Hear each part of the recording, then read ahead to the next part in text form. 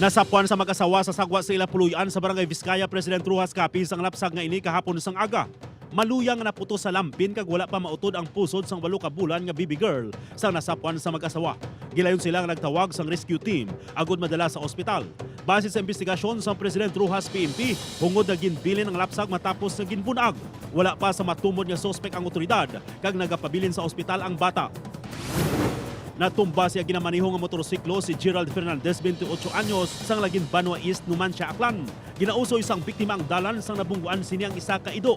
Resulta na tumbang iya motor kag napilasan ang iya guya, magtimba nga kamot kag tuhod, pati na ang paa. Gilayon na gindala sa ospital sang nagrespondi nga rescue team sang PDEA mo Aklan. Nagtingub pwersa ang PDEA, PPA kag Philippine Coast Guard sa pagpatigayon sa inspeksyon sa puerto sa Banwa sang Libertad Antique kahapon. Kaupod ang K9 unit kun usisa sang grupo ang mga kargo kag bagay sang pasahero antes magpadulong sa isla sang Kaluya. Luwas sa seguridad sa mga pasahero, ginasiguro man sang team nga wala sang illegal nga droga nga makalusot sa puerto. Ginpadulungan sa PDEA ang pila ka bus terminal sa Negros Occidental.